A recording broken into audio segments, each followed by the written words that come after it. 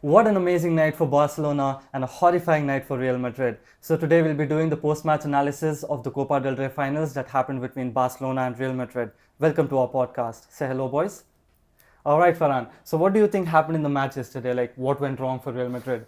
A lot of things were wrong, like just went against us. I'm not saying about the referees, but we'll come back to that. Yeah. But we're not in good shape, not in good form the whole season. So, but starting off the match against Barcelona, within 10 minutes, the start of 10 minutes, Ferland Mendy got injured. He's so obsessed with Ferland Mendy. Yeah. He got injured, though he was not completely fit. Yes. I don't know what's the reason behind Ancelotti to start him off. He was pretty good initially, like for 5 minutes, but the tackle against Yamal, if I'm not wrong, that again had a muscle injury problem, and that's why he was subbed off. And we had got Fran Garcia inside, which is a pretty good change, I would say, where he's more like an offensive defender, which we needed against Barcelona because they play a high-line defensive game. Correct. To make the runs outside over the defenders, and he did a pretty good job during the match. Even I was pretty shocked when I saw Mendy starting, because it was clear that he was not that completely out of the injury. Yes. He had just got from Fabrizio that he's good now, but immediately starting a final, that too against Barcelona, where they have been really bad in the past 2 games. So even I thought that Garcia would start, but I guess it was Ancelotti's mindset that he wanted to do something. I think Ferland Mendy is better in 1v1 situations, and like he was telling for Saka, Yamal is a step ahead of Saka, I feel. So that's why he went for Mendy. He took that gamble between Garcia and Ferland Mendy. So Mendy is a better 1v1 defender, I feel. That's why to be better in defensive shape, I think Mendy is better against Barcelona especially. Correct. But I do think it backfired when he got injured again, and they have a run-in coming in the La Liga as well. So let's see how it goes. Let's see how that goes. So after the first goal that Pedri scored, did you think that the game is over, or because the season is going bad, did you think that the game is over now, or you were we are Real Madrid blood, we'll come back? No, 1-0 is a very defensive score line. We can defend and we can come back. Correct. Not just Real Madrid, any team can turn that over. But scoring 2 goals in first half would be really difficult for us. What I would say is Barcelona, they had like 70-75 ball possession in first half. Which according to stats, they had 9 shots in the first half, and comparatively they had only one. Madrid had only one. So first half Barcelona completely dominated. And it was a to talk about the goal, it was amazing. Pedri started off the goal, but no, not many are talking about the interception that Pau Cubarsí made. Bellingham tried to play the ball, and Pau Cubarsí made that interception. Pedri got the ball, and then he put the ball over the top to Yamal. And I feel these people were very scared of Yamal. I think they all committed for Yamal, leaving space in the midfield, and Pedri got that chance to score. And it was an amazing, absolute screamer. Yeah, it was a beautiful goal. Kind of make a lot of mistakes in the first half. But personally for me, starting off with Ceballos, not a good start, I would say, because you need to give chance to youngsters like Brahim Diaz, Arda Güler, who's more like a creative players who can give those lob passes, the high passes to Mbappe and Vinicius, who are playing. I mean, Rodrigo and Vinicius, who are playing up front. And in the second half, Real Madrid did give a comeback. Starting off with Kylian Mbappe's free kick. It was really good. The free kick was amazing. Mbappe couldn't start because I think the only player who can hold his head held high is Mbappe. And I guess he did as well, because he didn't start the game. They were like shaky in the start. When Mbappe came, we could see the entire generation's difference in the second half that Madrid was doing. I wouldn't say, but the game was able to flow from our side only because of 2 players that came in. 55th minute, that is Luka Modric and Arda Güler, who made those creative passes, those gambling passes which could break. I think Güler got second goal assist as well. Yes, he did. He was the person who scored goal on the corner. I think that Güler needs more play time to prove himself, and I'm pretty sure he can do much better when he gets game time experience. I don't think Real Madrid is made for players like Mesut Ozil, Martin Odegaard, Arda Güler, Brahim Diaz. They don't utilize the creativity of the players that they have. It's a very straightforward football. They don't play with like proper number 10 kind of a player. But right now we are missing on such kind of a player who gives those kind of passes. Like we had Kroos in the previous season, who had that kind of a gameplay, who could do playmaking when even if it was a defensive line. You just show the run and exactly. You just show where you have to go, and accurately he'll pass the ball towards them. So he's done that couple of times, Kroos, but Kroos he's in the past. Moving forward, Güler, I'm pretty sure Güler can do a lot of good things going ahead in Madrid. It's just that you have very experienced players in the starting 11, so it's very hard for him to get fight for his position in the starting 11. Apart from that, he did give a really good assist to Tchouaméni, the second goal for Real Madrid where they gave a comeback. Then what do you think happened once the equalizer that Ferran Torres scored?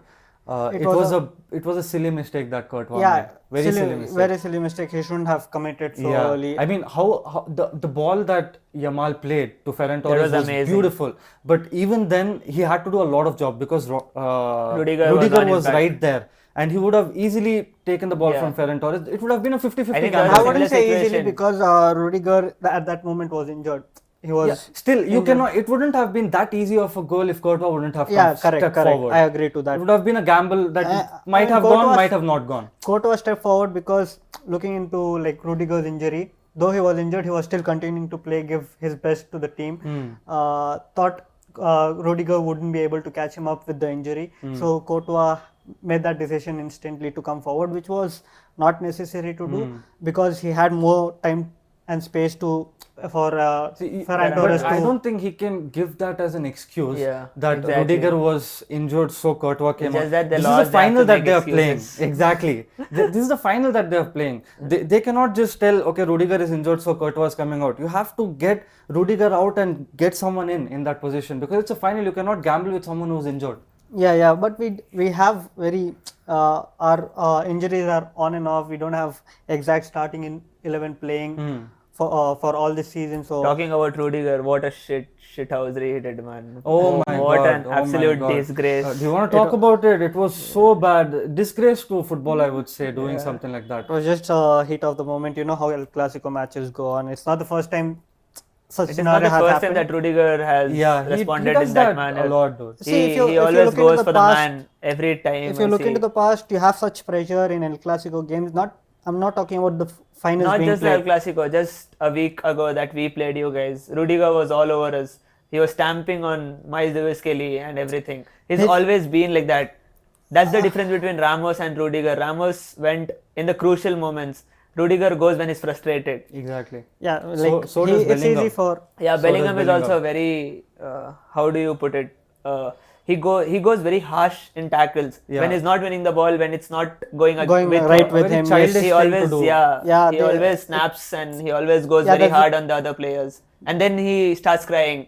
The whole Madrid team was whining yesterday. I don't know for what. So many mistakes. I think Rudiger should have been sent off in the first half.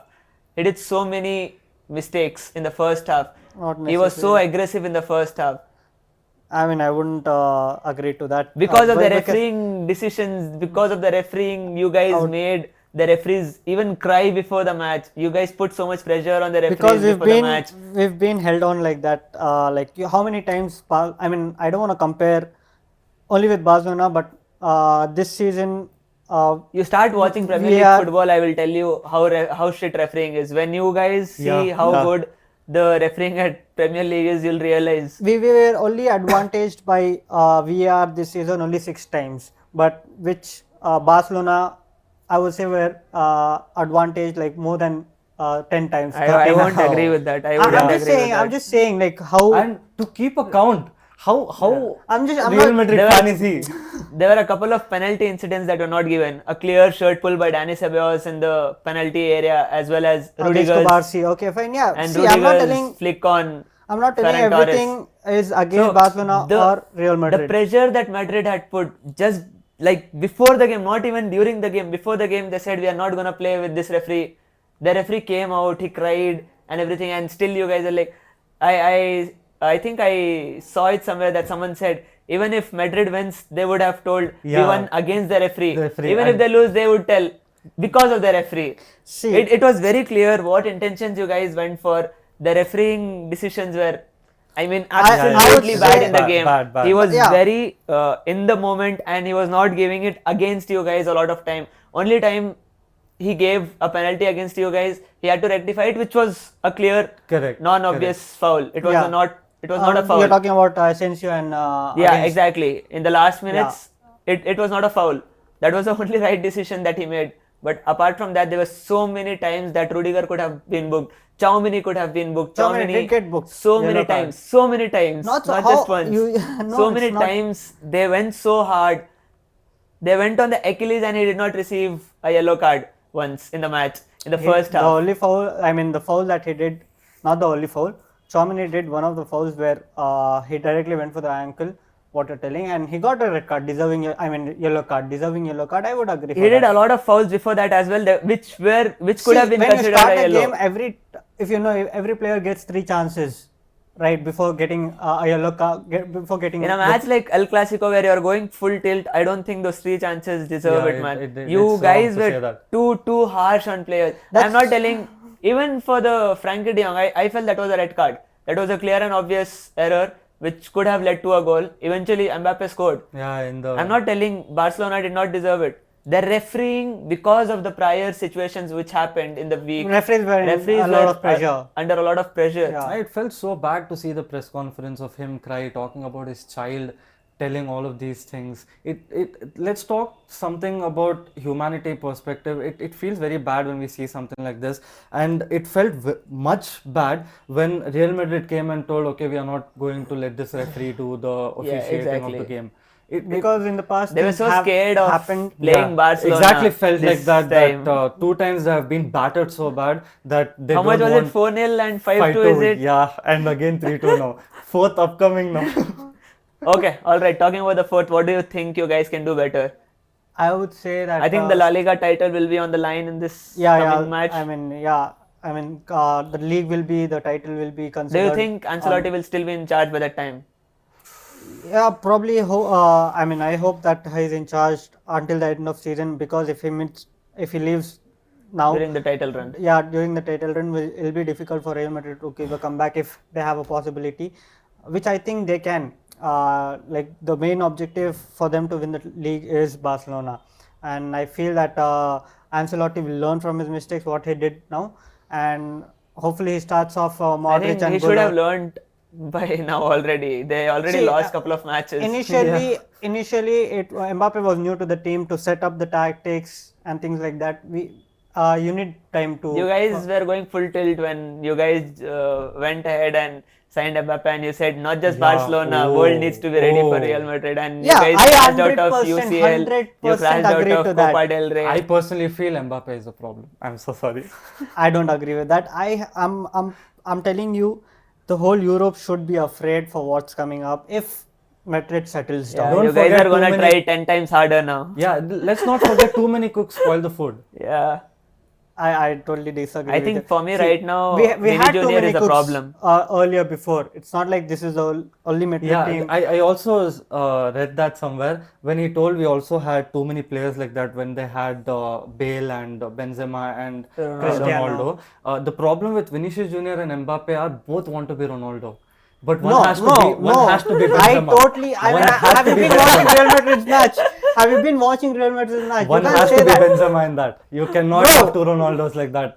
That game Mbappe, initially I thought Mbappe would be a problem, but no, I don't think so. Whatever you told me, I would totally disagree on that, because Mbappe has been sacrificing to provide Vinicius Junior and vice versa. Vinicius also provides Mbappe. I don't see any kind of selfishness or want to be the main man kind of a behavior between them. I see total team playing going on between them. So I totally disagree with what you say. You agree with what I said? I don't agree. Because you don't see Real Madrid matches. That's what I'm.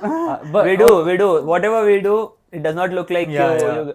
It was the same thing. The only matches you've seen where Real Madrid play is when they are losing, like against Real Betis, take the league, Arsenal, Barcelona. They are losing a lot last 2 weeks. What can we do? See, this season, yeah, I consider things are going real bad against Madrid. Not referee-wise, don't take that topic again. But apart from that, tactics and players, I don't think so they're performing on the top level. So, apart from this season, I'm pretty sure coming up seasons, the Europe should be scared of them. I'm pretty sure. And but they are big names: Vinicius Junior, Mbappe, Bellingham. So, like you said, maybe in the next season they might show what they actually want to.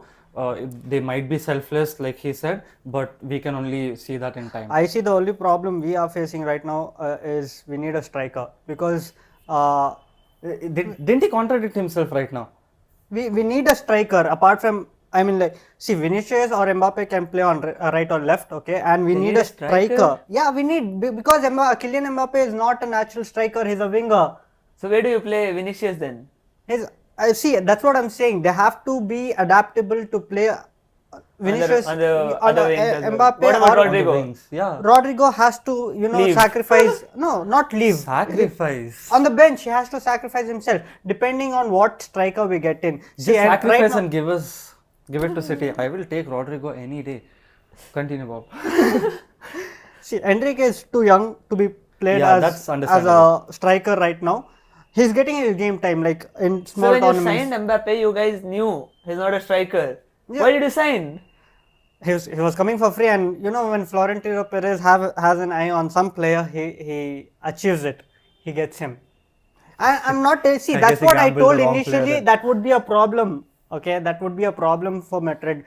It is a problem for Madrid. It is. Yeah, we need a striker, because there's if you watch the games, what Mbappe is supposed to be doing, making the runs behind the defenders, breaking the defense line, he's not been doing that. He is. How many more goals do you need from Mbappe? He's already apart from top scorer this year. I'm not apart from goals, you need to also see the gameplay that's been playing. That's being played. It's not just Real Madrid having problem. Real Madrid fans also have a problem this season. See, I'm just telling the facts. What needs to be done right. All right, let's see how it goes in the future. Hopefully, it works out well for you. Let the people tell us in comments if they do think they need a striker. Yeah, I don't know. But lastly, to talk about the match, I want to tell this: the winning goal that Conde scored was what an assist by Luka Modric as well. What an assist, man. Crazy good. It was a wrong ball from Modric. Shouldn't have played like that. But for a defender to take that and to shoot it like that was brilliant. Absolutely brilliant. Scream of kudos a winner. to him, yeah. Kudos to him. All right. So you guys, let us know in your opinions what happened in the match, what went wrong for Real Madrid, and please do praise about Barcelona as well. If you like our content, do hit the like button as well. If you have not subscribed to our channel, do hit the subscribe button. Lastly, share it with your friends, family members, and your loved ones. Stay safe. We'll see you in our next podcast.